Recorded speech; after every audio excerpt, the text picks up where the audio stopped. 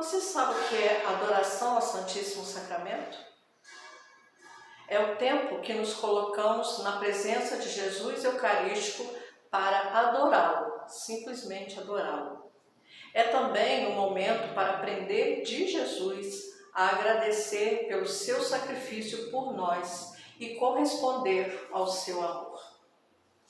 Mas de onde surgiu essa necessidade de louvar e de adorar ao Senhor? Lá no livro de Crônicas, 1 Crônicas 16, 1:33, podemos ler o seguinte: Davi colocou diante da arca do Senhor levitas encarregados do serviço que invocavam, celebravam e louvavam o Senhor, Deus de Israel. Alguns ficaram encarregados das harpas e das cítaras, enquanto Asaf fazia vibrar os símbolos. Os sacerdotes tocavam continuamente a trombeta diante da arca da aliança do Senhor. Foi naquele dia que Davi encarregou Asaf e seus irmãos de celebrar o Senhor, dizendo: Celebrai o Senhor, aclamai o seu nome, apregoai entre as nações as suas obras, cantai-lhe hinos e cânticos, anunciai todas as suas maravilhas, gloriai-vos do seu santo nome, rejubile o coração dos que procuram o Senhor. Recorrei ao Senhor e ao seu poder, procurai continuamente a sua face, recordai as maravilhas que operou. Cantai ao Senhor terra inteira, anunciai cada dia a salvação que ele nos trouxe. Proclamai às nações a sua glória, a todos os povos as suas maravilhas, porque o Senhor é grande e digno de todo louvor, o único temível de todos os deuses. Louvai o Senhor, porque ele é bom, porque a sua misericórdia é eterna. Essa frase também está no Salmo 104. Dizei: salvai-nos, ó Deus da nossa salvação, recolhei-nos e salvai-nos de entre as nações, para que possamos celebrar o vosso santo nome e ter a satisfação de vos louvar. Bendito seja o Senhor Deus de Israel, pelos séculos dos séculos. Amém. Jesus está aqui, no sacrário.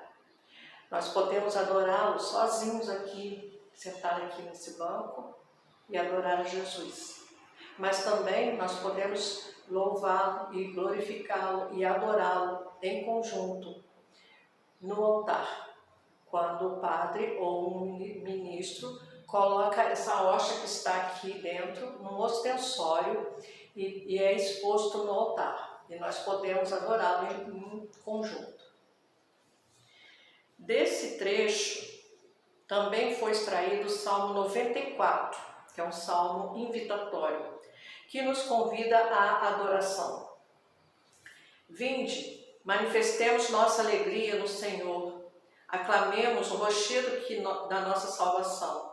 Apresentemo-nos diante dele com louvores e cantemos alegres cânticos, porque o Senhor é um Deus imenso, um Rei que ultrapassa todos os deuses. Vinde, inclinemo-nos em adoração, de joelhos diante do Senhor que nos criou. Ele é o nosso Deus, nós somos o povo de que ele é o pastor, as ovelhas que suas mãos conduzem. Então, adorar a Jesus, principalmente Jesus Eucarístico no altar, é um momento muito especial. E é sobre isso que nós vamos falar agora. Ajoelhar-se diante do Santíssimo Sacramento do altar e ficar em estado de adoração é um dos momentos mais fortes da nossa vida cristã. Entretanto, a maioria das pessoas não sabe como fazê-lo de forma que mais agrada a Deus. Eu, por exemplo, quando eu penso em adoração, principalmente quando eu estou adorando Jesus, eu me remeto à visão de São João, narrado no livro de Apocalipse, número 1, capítulo 5, todo, que trata da adoração ao Cordeiro Redentor. Capítulo 5 todo. Eu vi também, na mão direita que estava assentado no trono, um livro escrito por dentro e por fora, selado com 7 selos. Vi então um anjo vigoroso que clamava em alta voz: quem é digno de abrir o livro e desatar os seus selos? Mas ninguém, nem no céu, nem na terra, nem debaixo da terra, podia abrir o livro ou examiná-lo. Eu chorava muito, porque ninguém fora achado digno de abrir o livro e examiná-lo. Então, um dos anciãos me falou: não chores, o leão da tribo de Judá, o descendente de Davi, achou o meio de abrir o livro e os 7 selos. Eu vi no meio do trono, dos 4 animais e no meio dos anciãos, um cordeiro de pé, como que imolado. Tinha ele 7 chifres e 7 olhos, que são os 7 Espíritos de Deus enviados por toda a terra. Veio e recebeu o livro da mão direita do que se assentava no trono. Quando recebeu o livro, os 4 animais e os 24 anciãos prostraram-se diante do cordeiro, tendo cada um uma cítara e taças de ouro, cheias de perfume, que são as orações dos santos. Cantavam um cântico novo, dizendo: tu és digno de receber o livro e de abrir-lhe os selos, porque foste imolado e resgataste para Deus, ao preço de teu sangue, homens de toda tribo, língua, povo e raça, e deles fizeste para nosso Deus um reino de sacerdotes que reinam sobre a terra.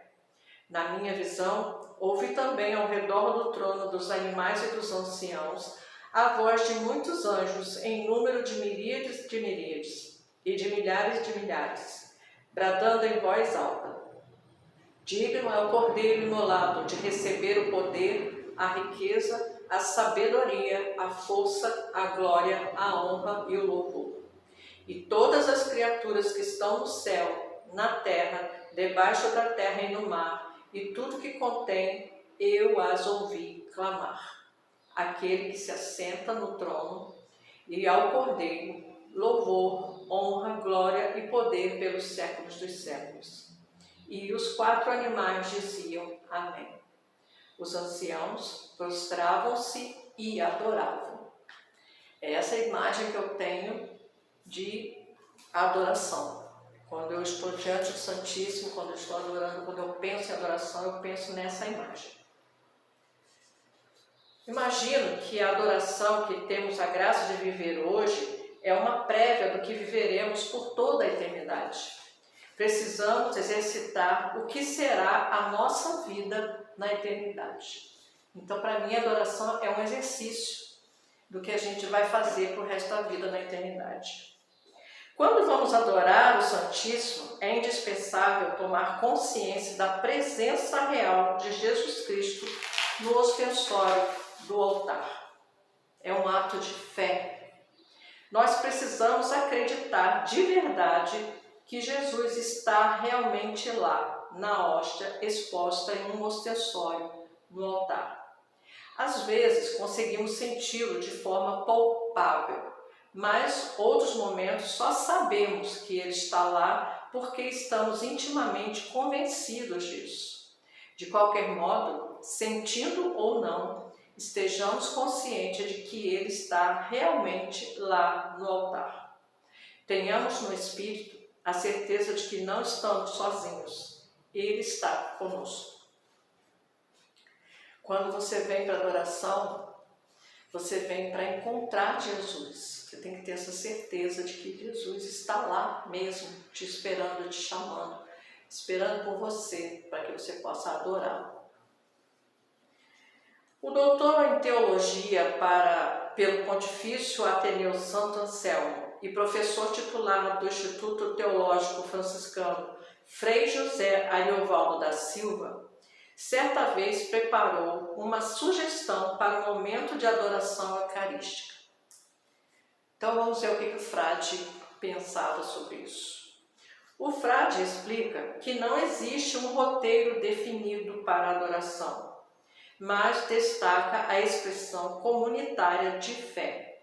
Assim, é proposto o roteiro que pode ajudar no momento da adoração pessoal, aqui diante do sacrário, ou comunitária, lá no altar, que supõe uma atitude de escuta e momentos de muito silêncio.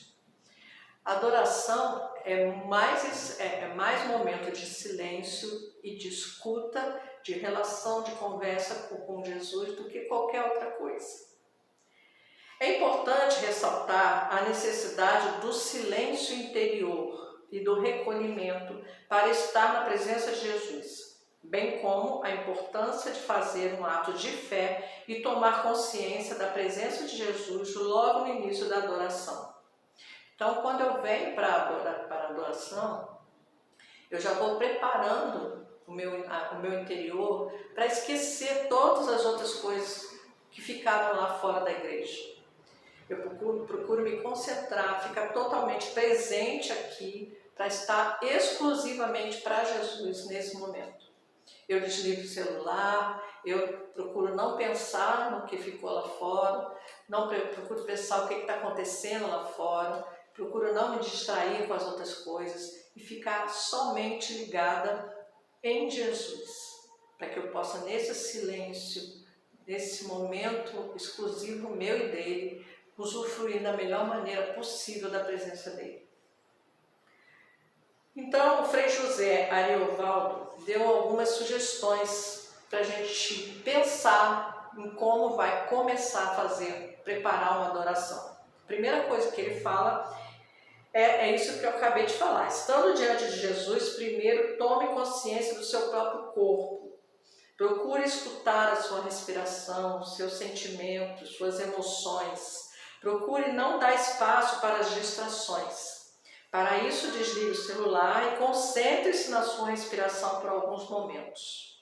Foi o que eu acabei de falar. É você se sentir inteira aqui diante de Jesus. E aí, esquece tudo. Respira, toma consciência do seu corpo, que você está aqui, que você está diante de Jesus. Segunda sugestão. Ao olhar para Jesus, lembre de suas palavras. Ele mesmo disse: isto é o meu corpo, que será entregue por vós. Renove sua própria entrega com Jesus, que se oferece na missa e prolonga sua presença sacrificante na forma do pão, que é para ser dado e consumido. Então, durante a missa, o padre faz a consagração da hóstia, né? E aí ele fala assim, repete as palavras de Jesus: isto é o meu corpo que será entregue por vós. Então é esse Jesus que está na hóstia consagrada que nós estamos adorando. Acolha a sua vida a salvação e deixe que o desejo de amar, como Jesus amou, ganhe espaço no seu coração. É uma hora de você tentar se espelhar em Jesus e amar do mesmo jeito que ele amou. Terceira sugestão: sinta-se em comunhão com todo o corpo eclesial. Você não é sozinho, você não é só você, igreja. A igreja é um conjunto de pessoas. Então recorde as pessoas amigas, alguém com quem tem dificuldade de conviver, lembre as coisas boas que está vivendo e também os motivos de preocupação e de sofrimento próprio ou dos outros. Traga presente a santidade e as fraquezas da igreja, que somos nós. Coloque tudo no coração do Pai, como fez Jesus até no último momento de sua vida, quando estava na cruz. Nesse momento, nós, logicamente, que diante do Santíssimo exposto no altar, nós teremos várias pessoas que estarão orando juntos, rezando juntos, adorando juntos. Então nós vamos pensar nessas pessoas. Quarta sugestão: tome um texto da liturgia daquele dia. Pode ser o Evangelho, a leitura ou o Salmo, ou ainda a oração eucarística. Leia esse texto com muita atenção. Cada palavra da leitura é importante. Medite sobre a palavra. E se uma palavra ou frase chamou sua atenção, repita para si mesmo e faça dela a sua própria oração. Quinta sugestão: agradeça a Deus por tudo que se tem recebido de sua bondade. Dê graças por toda a criação, por todo o bem realizado no universo. dirija a Deus salmos, cânticos e refrãos bíblicos. Se for um grupo, pode-se cantar ou recitar juntos. E por último, termine a adoração com a bênção ao Santíssimo e o Pai Nosso. Também é de grande proveito espiritual simplesmente estar na presença de Jesus, em silêncio, sem pensar em nada específico, apenas fazendo-lhe companhia, identificando-se com Ele, permitindo que o consolo que Ele nos oferece toque o nosso coração e o encha de paz interior. Receber a sua inspiração divina para encontrar luz nas dificuldades. Neste momento, é recomendável ter a Bíblia e um bloco de anotações para registrar tudo o que acontece nesse momento tão especial. Eu já tive muitos momentos em que Deus falou comigo durante a adoração. Madre Teresa de Calcutá dizia que a adoração é uma experiência de presença silenciosa, de comunhão com Jesus, que transcende tudo. Não é necessário falar, nem tampouco precisamos esperar que Jesus fale conosco. Madre Teresa viveu um dos períodos mais longos de silêncio, sem nenhuma manifestação de Deus, sem sentir nada no seu coração. E ela, mesmo assim, sabe quanto é importante o silêncio. Madre Teresa dizia que não é possível encontrar a Deus no barulho e na agitação. Jesus buscava o silêncio no alto da montanha ou no deserto para conversar com Deus. O essencial não é o que nós dizemos, mas o que Ele nos diz e o que Ele diz aos outros através de nós. Houve uma época em que eu repeti insistentemente que Deus não falava comigo. E a resposta de Deus para mim veio através de um amigo da comunidade enquanto estávamos adorando ao Santíssimo. Então, espero que essas informações tenham sido úteis para vocês entenderem como que deve ser, quais as sugestões que a gente pode usufruir para poder fazer uma boa adoração.